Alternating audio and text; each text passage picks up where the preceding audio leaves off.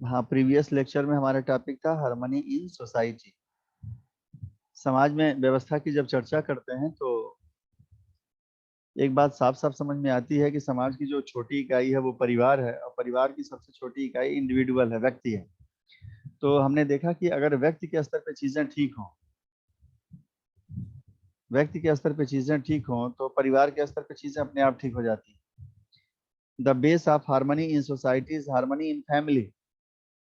यानी कि परिवार के स्तर पे हार्मनी है तो समाज के स्तर पे हार्मनी रहेगी।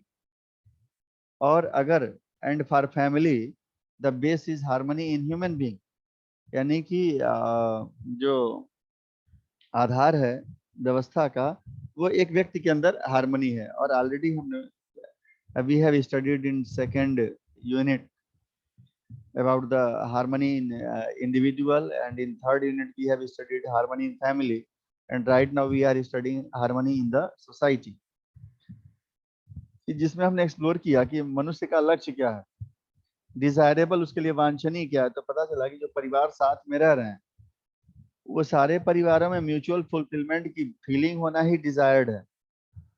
समाज में हर व्यक्ति का कॉमन लक्ष्य क्या है कि परस्परता में वो एक दूसरे की आवश्यकताओं को पूरा करे, चाहे वो भावात्मक आवश्यकताएं हो चाहे वो भौतिक आवश्यकताएं। ये समाज की स्थिति है। लेकिन आज हम देखें तो समाज में क्या दशा दिखाई देती है कि जहाँ भीड़ है, एक किस्म का भीड़, एक किस्म का केयास दिखाई देता है, शोर दिखाई देता है समाज में, जहाँ लोग सबके लक्ष्य जीवन के अलग अलग हैं। इससे ये पता चलता है ना कि लोग अपने जीवन का लक्ष्य समझ नहीं पा रहे। सबको लगता है, यहाँ तक कि लोग कहते हैं I want to be different. मैं कुछ अलग करना चाहता हूँ, मैं कुछ अलग बनना चाहता हूँ, मैं कुछ खास बनना चाहता हूँ। People people want to be special. और जब आप स्पेशल बनते हैं ना तो एक्चुअली होता क्या है कि स्पेशल बनते हैं वहीं भेदभाव पैदा होता है। आप दूसरों से जुदा दिखने के लिए, दूसरों से अलग दिखने के लिए तरह तरह के स्वांग करते रहते हैं, और समाज में इससे भेदभाव पैदा होता है। अलग दिखने का भाव ही बताता है भेदभाव। बिना भेदभाव के आप अलग दिख ही नहीं सकते सोसाइटी के अंदर। जबकि हर आदमी अगर मनुष्य है, हर व्यक्ति अगर मनुष्य है, तो मनुष्य में भेदभाव कैसा? आप मनुष्य बनिए। अभी मैं कल किसी का कोट्स पढ़ रहा था कि किसी ने पूछा कि मुझे किस करियर की, कोई लड़का ही फेसबुक पे शेयर किया था कि मुझे किस करियर की तैयारी करनी चाहिए। तो एक बुजुर्ग आदमी ने, बुद्धिमान आदमी ने कहा कि तुमको मनुष्य बनने की तैयारी करनी चाहिए, क्योंकि इस फील्ड में कंपटीशन बहुत कम है, प्रतिस्पर्धा बहुत कम है। क्योंकि ultimate goal of life is just to be human being. और फिर आपके दिमाग में ये बातें आ सकती हैं कि क्या हम ह्यूमन बीइंग नहीं है? तो देखिए, बीइंग होना मनुष्य की चेतना के स्तर से डिसाइड होता है कि आप क्या हैं। क्योंकि बहुत सारे लोग पाशविक व्यवहार करते हैं मानव जीवन में भी, एनिमल बिहेवियर करते हैं, बहुत सारे ऐसे लोग। तो मनुष्य बनना तो चेतना का रूपांतरण है, एनिमल कॉन्शियसनेस से ह्यूमन कॉन्शियसनेस की तरफ। तो जो लोग डिफरेंट दिखना चाहते हैं, डिफरिंग गोल्स हैं जिनके, वास्तव में वो पशु चेतना में जीने वाले लोग हैं, जो दूसरों को नीचा दिखाना चाहते हैं, दूसरे से अपने आप को सुपीरियर समझना चाहते हैं। भाई 100 में 100 नंबर, अगर 100 में 100 नंबर अगर मैक्सिमम मार्क है, तो हर आदमी 100 के लिए ही एफर्ट कर रहा है। तो मानव जीवन में जो मैक्सिमम मार्क क्या है? मनुष्य बन जाना। क्योंकि मनुष्य तो बनना पड़ता है और उसके लिए शिक्षा संस्कार की आवश्यकता पड़ती है। तो जब सबको मनुष्य ही बनना है तो फिर डिफरिंग गोल्स का क्या मतलब है? और हमने ये भी देख लिया कि सबकी भौतिक आवश्यकताएं एक है, सबकी सेल्फ की जरूरतें एक है, सबका पोटेंशियल एक है, सबका कार्यक्रम प्रोग्राम भी एक है। तो जब सब कुछ एक है तो डिफरिंग गोल्स कैसे हो सकते हैं? लेकिन क्राउड में दिखाई देता है। रेलवे स्टेशन का बहुत बड़ा एग्जाम्पल है। बैटल फील्ड में तो विरोधी लक्ष्य होते हैं, डिफरिंग छोड़ दीजिए, परस्पर अपोजिट गोल्स होते हैं, और लोग स्ट्रगल करते हैं, कॉन्फ्लिक्ट में रहते हैं, कर्मी से झड़प होती रहती है लोगों। तो हम ये देखेंगे कि समाज में व्यवस्था कैसे बनेगी, क्योंकि ये सारी स्थितियां तो समाज के बीच की ही हैं। हमने देखा कि मानव जीवन का जो लक्ष्य है वो यही है कि अगर संपूर्णता में हम बातचीत करें, संपूर्ण समाज में मनुष्य की बात करें, तो जो एफर्ट होना चाहिए सारी एजेंसियों का, सारी संस्थाओं का, सभी समूहों का, वो यही होना चाहिए कि हर व्यक्ति में, हर in every individual there must be resolution. और रिजोल्यूशन का मतलब क्या? समाधान। और समाधान क्या है? Right understanding and right feeling.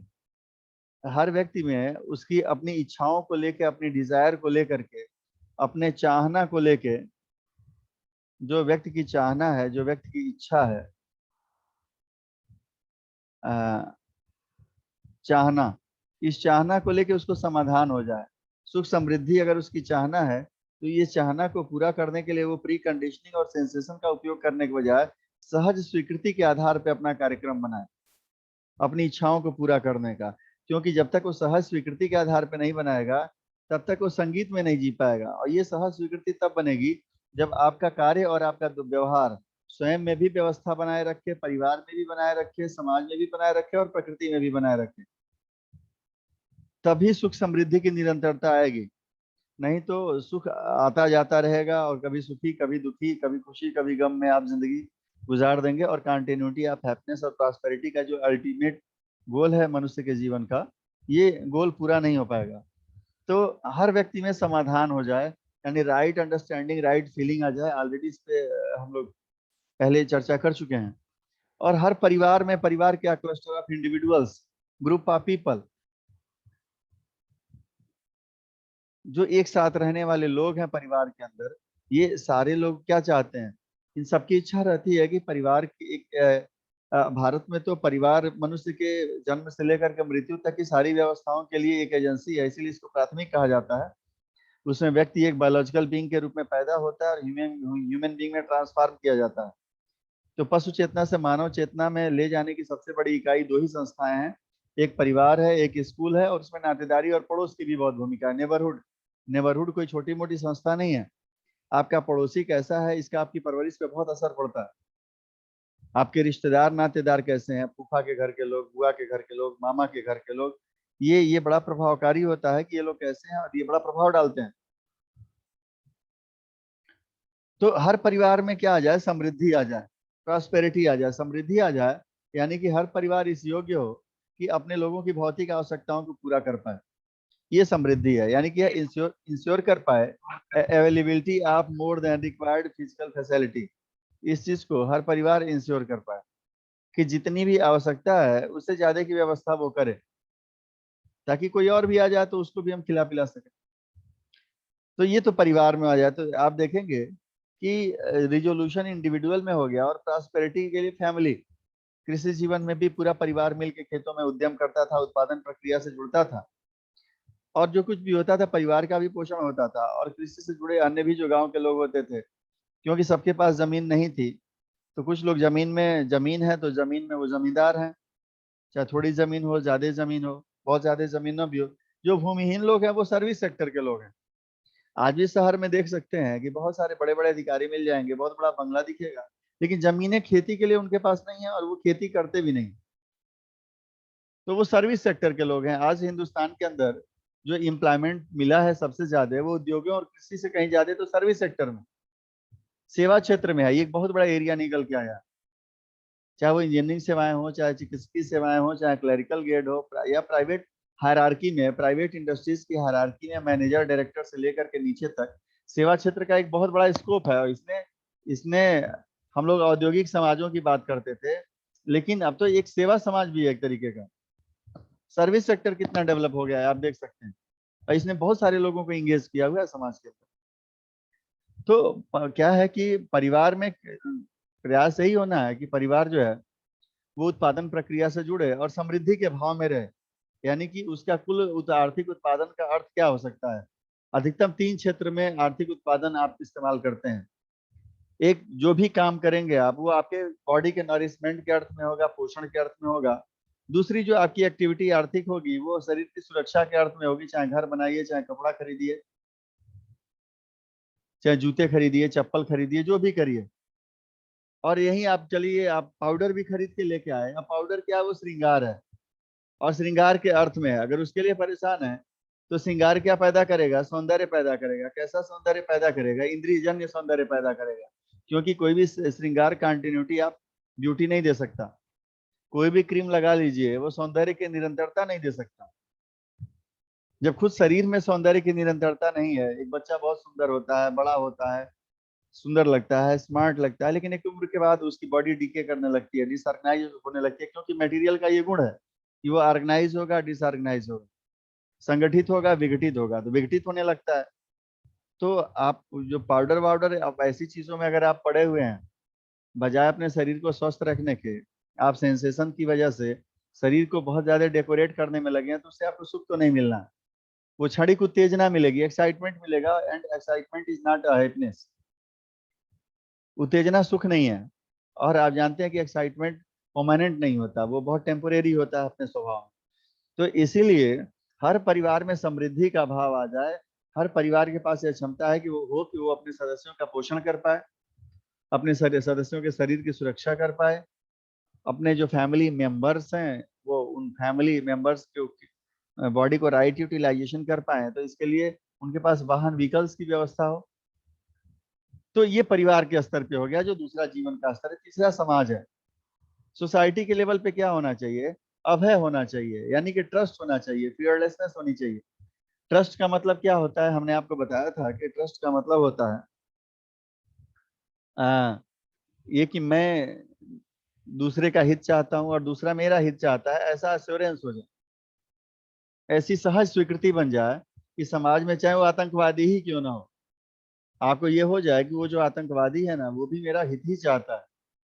तो फिर मार क्यों रहा है भाई? हित चाहता है तो मार इसलिए रहा है क्योंकि उसकी योग्यता नहीं है कि वो मुझसे अपने संबंध को देख पाए। क्यों योग्यता नहीं बन पाती है? क्योंकि समाज में जो भेद पैदा होता है, डिफरिंग गोल्स हैं सोसाइटी में, स्पेशल बनने का, कि मैं स्पेशल हूँ, या मेरा धर्म स्पेशल है, या मेरी जाति स्पेशल है, या मेरा रंग स्पेशल है, या मेरी संपत्ति स्पेशल है, मेरे कपड़े स्पेशल है, मेरा लुक स्पेशल है। ये डिफरिंग गोल्स की वजह से कोई टेररिज्म करता है, कोई रिलीजियस टेररिज्म करता है, कोई आप देखिए पूंजी की वजह से टेररिज्म होता है। बहुत सारे लोग हैं सोसाइटी में कि जैसे तमाम पूंजीपति हैं, वो अपने संस्था के नौकर क्या नहीं जाते पार्टी में, क्योंकि कहते हैं कि उसका लेवल नहीं है। पार्टी में चले भी गए, अगर गोड़ लगाई करवा लिए, तो खाने को देगा तो नहीं खाएंगे, पीने को देगा तो नहीं पीनेंगे, बैठने को कहेंगे नहीं बैठेंगे। उनको लगता है कि उनका लेवल नहीं है, डिफरिंग गोल्स। तो ये समस्या समाज में, डिफरिंग गोल्स जो है ना, यही समाज में भय का कारण है, या कॉन्फ्लिक्टिंग जो गोल्स हैं, ये युद्ध और लड़ाई के कारण है, समाज में भय पैदा करते हैं। तो अब ये ठीक कैसे होगा? हमको आतंकवादी के भी इंटेंशन पे डाउट नहीं करना है, क्योंकि सहज स्वीकृति तो उसकी भी वही है जो हमारी आपकी है। वो भी दुनिया को सुंदर ही बनाना चाहता है, आतंकवादी भी, लेकिन उसको ये लगता है कि जो लोग उसके धर्म का पालन नहीं करते, या उसकी जाति के व्यवस्था के अंदर नहीं है, उसके पंथ में नहीं है, या उसके जैसे दिखने वाले नहीं है, ये सारे लोग नारकीय जीवन जी रहे हैं। तो ये अच्छा जीवन कैसे जिएंगे? ये हमारा धर्म स्वीकार कर लें, और धर्म स्वीकार नहीं करते तो क्या करें? इनको नष्ट कर दें।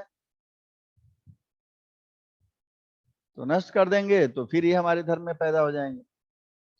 तो उसके अंदर ये अंडरस्टैंडिंग डेवलप करना है कि भाई इससे तो कुछ होता ही नहीं है।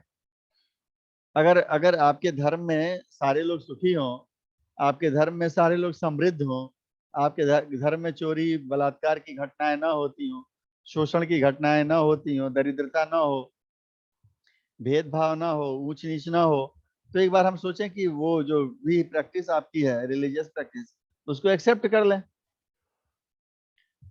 महिलाएं पुरुषों की जैसा बनना चाहती हैं, तो दुनिया के सारे पुरुष बहुत कोई मॉडल थोड़े हैं, कोई बहुत आदर्श थोड़े हैं। पुरुषों की यहाँ भी एक से एक बुराइयां पड़ी हुई हैं। जैसे जब भी अखबार में निकलता है तो महिलाएं पुरुषों से आगे निकल रही हैं, महिलाएं पुरुषों जैसी बन रही हैं, महिलाएं, मतलब हर बात पे पुरुष और महिला, पुरुष और महिला। महिला अपनी एक इंडिविजुअल एंटिटी है भाई, उसका अपना एक स्वतंत्र अस्तित्व है, उसकी अपनी एक स्वतंत्र व्यवस्था है। उसको पुरुषों से अच्छा क्यों बनना है? उसको अपने आप में अच्छा बनना है। पुरुष उसके लिए मॉडल नहीं हो सकता, दलितों के लिए, आदिवासियों के लिए सवर्ण मॉडल नहीं हो सकता। उसके लिए एक व्यक्ति मॉडल है। कौन सा व्यक्ति? एक्सप्लोर्ड पर्सनैलिटी, जो अपने आत्मा और अपने शरीर का अच्छा संगठन करके बैठा है, जो सुखी समृद्ध व्यक्ति है, वो मॉडल बन सकता है। आखिर गांधी दुनिया के मॉडल क्यों बन गए? इसीलिए बन गए। तो होता क्या है कि हम एक रेफरेंस ग्रुप बना लेते हैं। महिलाओं का रेफरेंस ग्रुप पुरुष, दलित आदिवासियों का रेफरेंस ग्रुप सवर्ण। ये कौन सा है? ऐसी क्या खास बात सवर्णों में है भाई? जब आपके में जो पोटेंशियल है, वही पोटेंशियल उनके अंदर है। आपका भी जो डिजायर यही है कि जीवन में सुखी समृद्ध हो, उनकी भी डिजायर यही है कि सुखी समृद्ध हो। तो उनके जैसा क्यों बनना है? अपने आप में आपके पास एक मॉडल है मनुष्य बनने का, चेतना में रूपांतरण का, एनिमल कॉन्शियसनेस से ह्यूमन कॉन्शियसनेस में। आप भी जब तक ट्रांसफॉर्म नहीं होते मनुष्य नहीं बनेंगे। और कोई सवर्ण हो गया, यानी कि ऊंची जाति में पैदा हो गया, जो समाज की बनाई हुई व्यवस्था है, तो उसमें पैदा होने के नाते कोई बड़ा आदमी थोड़े हो जाएगा। उनके पास अवसर ज्यादा हो सकते हैं, उनको गाइड करने वाले लोग ज्यादा हो सकते हैं, या जिस परिवेश में वो रहते हैं उसमें मनुष्य बनने के अवसर ज्यादा हो सकते हैं, ये हो सकता है। लेकिन बनना तो उनको भी मनुष्य ही है, बनना तो आपको भी मनुष्य ही है। तो उस अवसर का लाभ आपको भी मिले, इसके लिए प्रयास होना चाहिए। अगर उनके पास ये अवसर है, उनके पास ऐसे मार्गदर्शक लोग हैं, तो ऐसे गुरु मिलने चाहिए सबको। समाज की ऐसी व्यवस्था बने कि ऐसे लोग समाज में सबके लिए उपलब्ध हो, ना कि किसी व्यक्ति विशेष के लिए उपलब्ध हो, किसी समुदाय विशेष के लिए उपलब्ध हो, किसी समूह विशेष के लिए उपलब्ध हो, ताकि हर आदमी अच्छा मनुष्य बन जाए, सुखी समृद्ध हो जाए। तो समाज में अभय की स्थिति आए, और अभय के लिए ये विश्वास बनाना होगा कि दूसरा मेरे सुख के अर्थ में ही है, ऐसा अश्योरेंस हो जाए, मेरा सुख चाहता है। लेकिन दिक्कत कहाँ है? दिक्कत यहाँ है कि उसकी योग्यता इतनी नहीं है कि मुझे सुखी रख पाए। कई बार क्या होता है कि एक पुरुष काम करता है ऑफिस में, पत्नी घर का सारा दारो मदार देख रही है, रोज रात को 8 बजे पहुंचता है, 7 बजे पहुंचता है, 9 बजे पहुंचता है, 10 बजे पहुंचता है, लेट हो जाता है उसको। अब पत्नी भी बेचारी सवेरे से बच्चों को लेके इंतजार कर रही है, आंख खुलने से लेके सवेरे 8 बजे से लेके रात के 8 बजे, 9 बजे, 10 बजे तक इंतजार करती है। और ये सिलसिला कई बार पूरे सप्ताह, वीकेंड पे भी, संडे वनडे को पता चला फॉरेन टूर लग गई, कनाडा जा रहे हैं तो सिंगापुर जा रहे हैं मीटिंग करने, जर्मनी जापान जा रहे हैं, तो बेचारा वो संडे भी गया। तो जो भावात्मक एक्सचेंज होना, इमोशनल एक्सचेंज होना है, अब इमोशनल एक्सचेंज की अपॉर्चुनिटी ही नहीं मिल रही है। भाव के पूर्ण करने की, इमोशंस को फुलफिल करने की का टाइम ही नहीं मिल रहा है उनको। तो एक वंचना का भाव उसके अंदर बना हुआ है, डिप्राइवेशन की फीलिंग बनी हुई है। इसी तरीके से पोषण के अर्थ में भी है कि ऑफिस का काम करने के चक्कर में पता चलता है कि पत्नी भी खाना नहीं बना पा रही है, तो पति और पत्नी ऑफिस जाते हैं, वो बाहर से टिफिन वाला ले आके देता है तो ठीक है। कभी छुट्टी हुई, हड़ताल हो गया, तो उस दिन भूखे रहना पड़ता है, या फिर पुराना बेड खाना पड़ता है, ब्रेड खा के और आप काम चलाते हो। ऐसी जीवन शैली हो जाती है। तो है क्या ना कि समाज में बड़ी दिक्कतें हैं। लेकिन एक बार अगर समझदारी बन जाए, अभय की स्थिति आ जाए, विश्वास की स्थिति सोसाइटी के अंदर आ जाए। अब पत्नी, कभी ऐसा नहीं होता कि वो अपने पति की भलाई ना चाहे। पति कभी ऐसा नहीं होता कि वो ये ना चाहे कि अपने पत्नी को पर्याप्त समय दे, ऐसा नहीं। चाहता तो है, डिजायर में, चाहना में तो बना हुआ है कि सुखी समृद्ध हम लोग हैं, पत्नी बच्चों को टाइम दिया जाए, माता पिता को टाइम दें, भाई बहन को टाइम दें। लेकिन जो बाहर मौजूद स्थितियां और व्यवस्था है, उस व्यवस्था को इस तरीके से लोग डिजाइन कर देते हैं कि आपको इनके लिए वक्त ही नहीं मिलता। आपके पास इनको देने के लिए सिर्फ करेंसी है। एक जमाने में पैसे नहीं थे, समय बहुत था। अभी आजकल पैसे बहुत हैं, उसको जीने के लिए समय नहीं है। तो बड़ी समस्या है समाज के अंदर, बड़ी तकलीफ, बड़ी परेशानी है, लोग बड़े कष्ट में जी रहे हैं। तो समाज में योग्यता के स्तर पे बड़ी दिक्कतें हैं। और ये कोई एक दो आदमी को दिक्कत नहीं है, योग्यता के स्तर पे बहुत लोगों को दिक्कत। कोई ऐसा नहीं कि दो चार आदमी को दिक्कत हो ना। योग्यता की समस्या, IAS, PCS, doctor, engineer, professor, so called intellectuals are in problem. उनके पास भी ये एबिलिटी नहीं है कि वो परिवार की व्यवस्था को या स्वयं की व्यवस्था को अपने देह और आत्म की व्यवस्था को समझ के उसके साथ निर्वाह कर पाए, उसको फुलफिल कर पाए और सुखी रह पाए। तो प्रयास हमारे शिक्षा संस्कार का यही है कि समाज में लोग, ये सबको यह विश्वास हो जाए, चाहे वो किसी भी जाति धर्म का आदमी हो, कि हम सभी लोग एक दूसरे के कॉम्प्लीमेंट्री हैं, एक दूसरे के साथ पूरकता में हैं, एक दूसरे की जरूरतों को पूरा करके और सुखी और समृद्ध जीवन व्यतीत करें। ऐसा समाज में आ जाए, ये मानव लक्ष्य है, ये ह्यूमन टारगेट है। ध्यान दीजिएगा, सवाल पूछ पूछ सकता है कि व्हाट इज ह्यूमन टारगेट, तो आप बताएंगे कि human target is that resolution in every individual, prosperity in every family, fearlessness in every society, and coexistence in nature। प्रकृति में सह अस्तित्व की बात, ऐसी स्थिति उत्पन्न हो जाए, ऐसा प्रयास हो। अब को एग्जिस्टेंस समाज में, अगर हम सह अस्तित्व की बात करें, को एग्जिस्टेंस की बात करें, तो को एग्जिस्टेंस का मतलब क्या? मतलब चार लेवल होते हैं, चार ऑर्डर हैं: material order, plant order, animal order और ह्यूमन ऑर्डर। चारों ऑर्डर में व्यवस्था बनी रहे, यही प्रकृति में अस्तित्व है। अभी क्या है ना कि हमारे जीवन शैली की वजह से ये ऑर्डर डिस्टर्ब हो रहा है।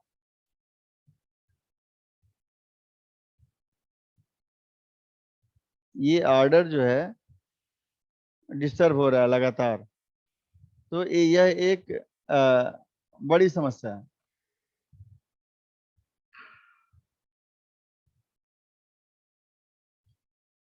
आप देख रहे हैं पर डे कोई न कोई स्पीसीज गायब हो रही है। ये बड़ा साफ साफ देखा जा सकता है कि हमेशा निरंतरता में ये देखा जा सकता है कि प्रकृति में किस तरीके से जो हवाएं हैं, हवाओं में तमाम तत्व, विषैले तत्व का मिश्रण हो रहा है। ओजोन परत क्षारित हो रही है। जो समुद्र है, समुद्र का जो पानी है वो पानी खराब हो रहा है। नदियों का पानी, जलाशय का पानी, भूतल जो वाटर, अंडरग्राउंड वाटर है, वो भी खराब हो रहा है। तो ये रेशियो वैसे नहीं है, हम लगातार वो पहाड़ को तोड़ रहे हैं, वहां पे डेप्लीशन हो रहा है, वहां का इकोलॉजिकल सिस्टम डैमेज हो रहा है। तो कई सारे फ्रंटियर में अगर देखें तो तमाम फ्रंटियर्स पे चुनौतियां और समस्याओं को देखा जा सकता है। तो ह्यूमन टारगेट है कि इन सब जगहों पे व्यवस्था बनी रहे। अब आप एक बार अपने आप से सवाल पूछिए कि क्या ये सभी, is all this necessary, indispensable? और इंडिस्पेंसिबल है तो क्या जीवन में इसके अलावा भी कोई लक्ष्य हो सकता है क्या? और क्या हमारा प्रयास, ये जो चार लक्ष्य हैं, क्या स्वयं में समाधान हो जाए इसके लिए हम प्रयासरत हैं? हमारा परिवार समृद्ध हो जाए, हम इसके लिए प्रयासरत हैं? समाज में अभय की स्थितियां उत्पन्न हो, क्या हम इसके लिए प्रयासरत हैं? ये तमाम तमाम चीजों पे विचार करने की आवश्यकता लगातार है। अब वर्तमान स्थिति अगर समाज का देखें तो वर्तमान में समाज में ग्रास मिसअंडरस्टैंडिंग है, आधारभूत भ्रम है। आधारभूत भ्रम क्या है? एक तो भ्रम यही है कि आपसे मैंने कहा था कि मनुष्य के मस्तिष्क में सेल्फ में knowing, assuming, recognising and fulfilling की प्रक्रिया चलती है, और जो शरीर में रिकॉग्नाइजिंग और फुलफिलिंग की प्रक्रिया चलती है। सेल्फ और बॉडी दो चीजें हैं। तो सेल्फ की एक्टिविटी क्या है? सेल्फ में कौन कौन सी क्षमता, प्रक्रिया है? Knowing, assuming, recognising and fulfilling, यानी कि जानना, मानना, पहचानना और पूर्ण करना, निर्वाह करना। और शरीर में केवल पहचानना और निर्वाह करना। सेल्फ में जानना, मानना, पहचानना। तो मानने के आधार पे, मान्यता के आधार पे, प्री कंडीशनिंग के आधार पे जो लोग जीवन को जीते हैं वही लोग आधारभूत भ्रम क्रिएट करते हैं, या सेंसेशन के आधार पे जो लोग जीते हैं, संवेदनाओं के आधार पे केवल जीते हैं, उन्हीं से गाइडेड होते हैं। उनका सेल्फ सेंसेशन गाइडेड या प्री कंडीशनिंग गाइडेड हो, ऐसे ही लोग सोसाइटी में मिसअंडरस्टैंडिंग क्रिएट करते हैं। जैसे जैसे समाज में मान्यता है, बड़े आराम से बड़े बड़े मंच पे बहुत बड़े बड़े लोग विद्वान सुनाते हैं, सर्वे गुण कांचन मस्ती। ये आज की बात नहीं, हजारों साल से है कि कंचन में सारा गुण पाया जाता है। मतलब आपके पास स्वर्ण है, धन है, दौलत है, तो सारा गुण उसमें है, आपका सारा दुख हर लेगा वो। तमाम सिनेमाई पर्दे पर आप लोग देखते हैं, पैसा खुदा नहीं तो खुदा से कम नहीं। अंग्रेजी में एक कहावत है, मनी मेक्स द मेयर गो, यानी कि पैसा ही सब कुछ है, ऐसी मान्यता है। अब अगर ऐसा है तब तो अमीर आदमी को दुखी नहीं होना चाहिए, अमीर आदमी के घर कोई मरना नहीं चाहिए, अमीर आदमी को बूढ़ा नहीं होना चाहिए, उनके परिवार में पति पत्नी में मारा पीटी, पटका पटकी नहीं होनी चाहिए, जो कि अक्सर टीवी पे छोटा छोटा उगल टाइप की खबरें आती रहती हैं। You people can observe very closely कि जाके लोकल थाने पे, अक्सर मुंबई में पता चलता है कि लोकल थाने में फलाने एक्ट्रेस ने फलाने एक्टर के खिलाफ एफआईआर दर्ज कराई। तो अब ये मान्यता ही है, क्योंकि जब हम इसको, जब हम चलते हैं इस मान्यता को कि पैसा सब कुछ है, इसका नेचुरल एक्सेप्टेंस चेक करने जब चलते हैं, जांच के देखते हैं, तो इसकी सहज स्वीकृति नहीं बन पाती है। इसको एक प्रस्ताव के रूप में लें, सहज स्वीकृति नहीं बनती है इसकी कि पैसे से सब कुछ संभव है। क्यों नहीं बन रही है सब कुछ? क्योंकि जो धन है, धन से केवल भौतिक वस्तुएं खरीदी जा सकती हैं, भौतिक व्यवहार किया जा सकता है। अब आप कह सकते हैं कि धन के आधार पे विवाह होता है, तो विवाह की जो गतिविधियां हैं ना, वो भौतिक गतिविधियां ही हैं। अगर वहां भी सेल्फ की एक्टिविटी सही नहीं है लोगों के बीच में आपस में, तो दिक्कत हो जानी है। चाहे भौतिक इकोनॉमिक एक्टिविटी कितना हो आप करिए, कितना हो लेन देन कर लीजिए, सेल्फ के लेवल पे मामला ठीक नहीं है अगर, तो ये लेन देन से मामला ठीक होने वाला नहीं है। भौतिक वस्तुएं ज्यादातर लड़कियां, कई बार लड़की का बाप चिल्लाता है कि मैंने बहुत ज्यादा अपनी लड़की को दहेज दिया था, फिर भी मेरी लड़की को मार डाला, मोटरसाइकिल दिए थे तो उसको कार चाहिए था। ऐसी स्थितियां देखने सुनने को मिल जाती हैं। और जब व्यवहार में आप जी कर ऐसी चीजों को देखने चलेंगे ना, तो ऐसी चीजों से उभय सुख की प्राप्ति कभी नहीं होती, क्योंकि पैसे की कोई लिमिट नहीं है, कोई सीमा नहीं है कि कितने पैसे में आपका काम हो जाएगा।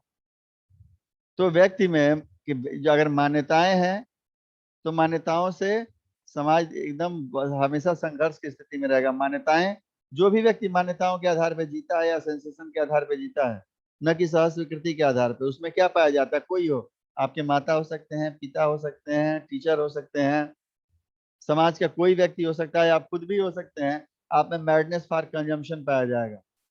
एक मोटरसाइकिल हो गई, अरे कार हो जाती तो अच्छा था, एक कार हो गई, अरे हवा वाली कार हो जाती तो अच्छा था, वो भी आ गई, चार्ट हो जाती तो अच्छा था, कि हम चलें तो हमारे गाड़ी, हमारे पीछे चार्ट हो, या 10 या 20 गाड़ियों का काफिला चले, एक ही नंबर प्लेट की गाड़ी हो, एक ही रंग की गाड़ी हो, इस टाइप की।